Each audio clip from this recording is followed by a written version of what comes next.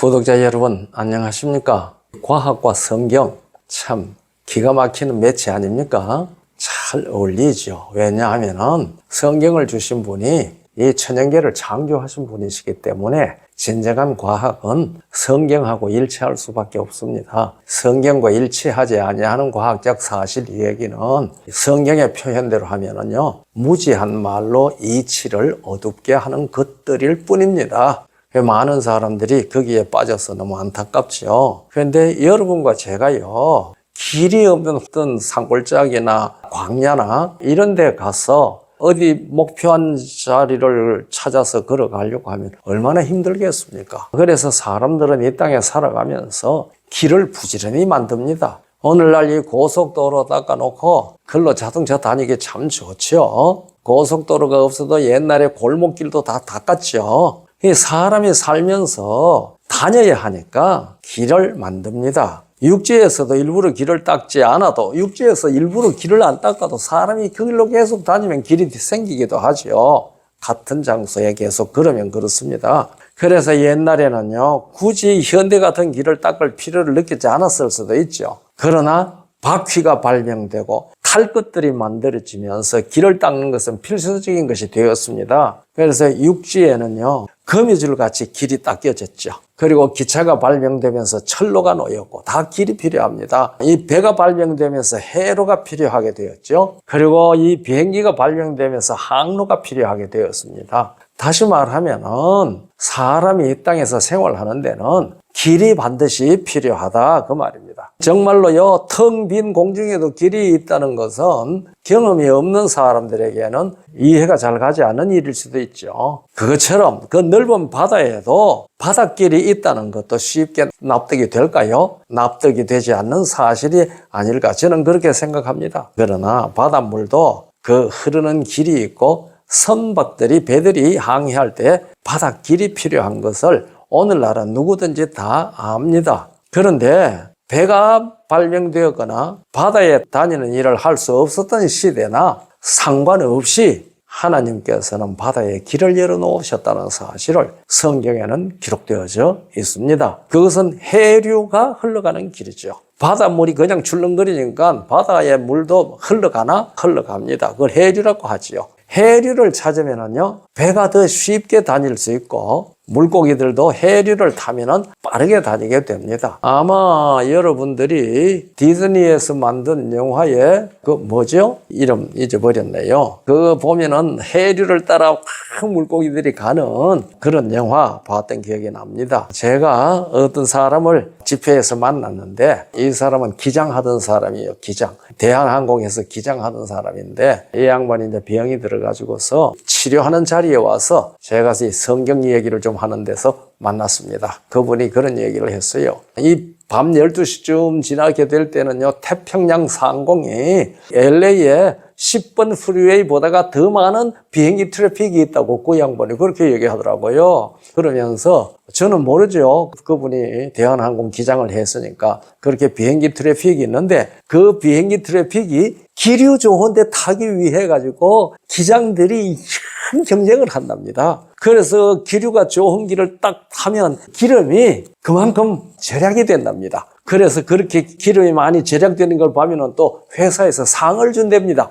그러니까 그 기류를 타려고 그렇게 애를 쓰는데요. 그러니까 공중에도 비행기가 날아가는 일에 있어서 기류라고 하는 길이 있다는 사실을 제가 그때 알았습니다. 그런데 똑같이 바다에도 길이 열려 있어요. 해로가 있습니다. 이 해로가 발견되고 거기에 물고기들이나 배나 그 길을 타면은 빠르게 다니게 되는데요. 이 해류가 있다는 사실을 처음 찾아낸 사람이 매튜 몰이라는 사람이었습니다. 그 사람 1873년에 죽은 사람인데요. 이 벤자민 프랭클린이 미국의 최신 장관으로 있을 때요, 대서양을 횡단하는 배들이 예상보다 2주일이나 늦게 도착했어요. 그러니까 이 프랭클린이 왜 그럴까? 아마 이것이 해류 때문에 항해 속도가 늦어지게 된 것이 아닐까? 이 사람은 과학적 사고방식이 있으니까 그렇게 과학적으로 생각을 했습니다. 그래서 이 사람은 직접 배를 타고 대서양에 나가서 해류를 연구했는데요. 그리고 그는 그렇게 말했습니다. 아, 멕시코 만류 때문에 그렇다. 그거는 그 해류가 무역풍 때문이라고만 생각을 했어요. 무역풍이 무엇인지 제가 굳이 설명을 안 해도 여러분들이 뭔지 잘 모르시는 분은 찾아보시면 됩니다. 만일 이 바람이 불지 않았다면 바닷물이 배의 속도를 늦추도록 강하고 빠르게 흐르지 않았을 것이라고 이 프랭클린은 그렇게 말했습니다. 그러나 실제로 바다에 해류가 강하고 빠르게 흐르고 있는 것을 이 매튜 모리가 비로소 발견을 했습니다. 그런데 이 모리가 그것을 발견하게 된 것은 성경을 읽다가 발견한 겁니다. 성경을요. 모리는 그렇게 생각했어요. 성경에 해류가 있다고 말했으면 틀림없이 해류와 해류가 있을 것이라고 믿고 해류에 대한 연구를 했죠. 이 사람은 하나님께서 창조한 사실을 믿었던 사람이잖아요. 그래서 모리가 해류를 발견하게 된 성경 구절 중에 몇 가지가 있는데 하나만 아니죠. 시편 107편 23절로 30절입니다. 선척을 바다에 띄우며 큰 물에서 영업하는 자는 여호와의 행사와 그 기사를 바다에서 보나니 여호와께서 명하신 적 광풍이 일어나서 바다 물결을 일으키는도다. 저희가 하늘에 올랐다가 깊은 곳에 내리니 그 위험을 인하여 그 영혼이 녹는도다. 저희가 이리저리 구름이야 취한 자같이 비틀거리니 지각이 혼돈하도다. 이에 저희가 그 근심 중에 여호와께 부르짖으며 그 고통에서 인도하여 내시고 광풍을 평정히 하사 물결로 잔잔케 하시는도다. 저희가 평온함을 인하여 기뻐하는 중에 여호와께서 저희를 소원의 항구로 인도하시는도다. 여호와께서 명하신 적 광풍이 일어나서 바다 물결을 일으키는도다라고 하는 25절의 말씀을 읽다가 바다가 순한 게구나. 그걸 생각을 했어요. 바다가 순환한다. 그리고 여호와께서 저희를 소원의 항구로 인도하시는도다 말씀에서 하나님의 배들을 인도하는 해로가 있다는 생각을 한 겁니다. 그러니까요. 우리는 성경을 읽어도 이런 생각 못 하잖아요. 근데 이 사람들은 과학자가 돼가지고 하나님을 믿는 사람이었기 때문에 성경을 읽다가 이런 걸 발견한 겁니다. 그리고 또 전도서에 1장 7절에 있는 말씀도 이 사람이 해로를 발견하는데 도움을 준 말씀입니다. 모든 강물은 다 바다로 흐르되 바다를 채우지 못하며 어느 곳으로 흐르든지 거리로 연하여 흐르느니라. 이 말씀에도 바다와 물이 순환한다는 사실을 가르치는 말씀이라고 이 매튜 모리는 생각한 겁니다. 뿐만 아니라 시편 8편 8절을 읽을 때에 해로가 있네. 그걸 확실히 알았어요. 공중의 새와 바다의 어족과 해로에 다니는 것이니다. 이 성경 말씀을 깨달은 것이 그가 해로를 발견하는 일을 통해서 과학적으로 확인했습니다. 그는 배를 더 빨리 가게 하는 특정한 바람과 해류가 있어서 해로를 만든다고 확신하고 연구했습니다. 그래서 그는 마침내 바람과 바닷물이 상호작용으로 바다가 순환한다는 사실을 처음으로 세상에 발표했고요. 이것이 성경에 기록되어져 있다는 사실을 현대 과학으로 증명한 것이죠. 그는 항해 일지를 아주 관찰하고 바람과 해류에 관하여 자세히 연구하고 이 큰 바다를 가로지르는 항로를 그렸는데 이 항로는요, 선박들을 바다에 띄우는 나라들의 국제협정의 기초가 되었어요.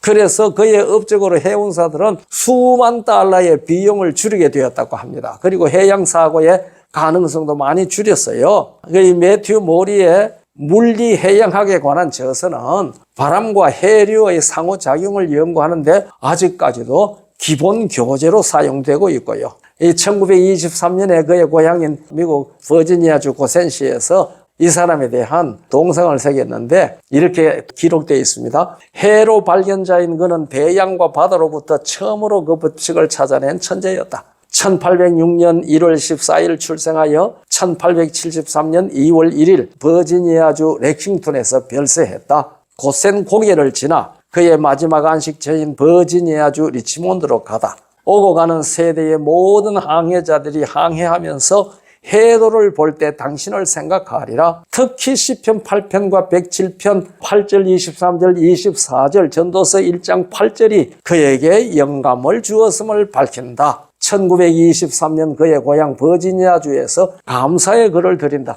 동상 밑에 이렇게 글을 썼습니다. 사람들이 그 법칙을 발견했든지 못했든지 창조주 하나님께서 제정하신 그 법칙은 이미 있었고 하나님께서 그것들을 그 법칙을 따라 운행하도록 항상 섭리하셨습니다. 그런데 현대과학이 그렇게 늦게 이것을 발견했을 뿐인데요. 이 기원전 천년경에 이 사실을 성경에는 기록을 했습니다. 그것을 기원 후 1800년대 후반에 와서야 발견했죠. 회로를 만들어 놓으시고 새들의 이동 통로를 만들어 놓으시고 비행기도 항로를 따라 비행하지요. 기류를 타기 위하여 비행사들이 경쟁을 하고 있지 않습니까? 그런데 하나님께서 사람이 살아갈 길을 만들지 않으셨겠습니까? 이 천연계의 모든 것들이 질서를 따라 제대로 운행되도록 길을 만들어 놓으셨는데 하나님의 형상대로 창조된 사람들이 살아갈 길을 만들어 놓으신 것은 당연하지요. 우리가 잠언 20장 24절을 보면은 사람의 걸음은 여호와께로서 말미암나니 사람이 어찌 자기의 길을 알 수 있으랴? 하나님께서 정해놓은 그 길을 걸어가야지 된다 이 말이죠. 시편 37편 23절에는 여호와께서 사람의 걸음을 정하시고 그 길을 기뻐하신다고 했습니다. 그리고 예레미야 10장 23절에 여호와여 내가 알거니와 인생의 길이 자기에게 있지 아니하니 걸음을 지도함이 걷는 자에게 있지 아니하나이다. 걷는 자에게 있지 않아요. 하나님께 있습니다. 그러니까 이 구독자들은요. 이 길에 들어서신 분들이라고 저는 그렇게 믿습니다. 그리고 많은 사람들에게 이 길을 따라 생활할 수 있도록 알려줘야 될 거예요. 그걸 우리가 전도라고 말하지 않습니까? 그런데 그 길이 무엇이냐? 예수님께서 친히 말씀하셨죠. 요한복음 14장 6절에 예수께서 가라사대 내가 곧 길이요 진리요 생명이니 나로 말미암지 않고는 아버지께로 올 자가 없느니라. 이 성경은 오래전에 과학적 사실들을 그 당시의 언어로 기록을 했는데 근현대에 와서 그것이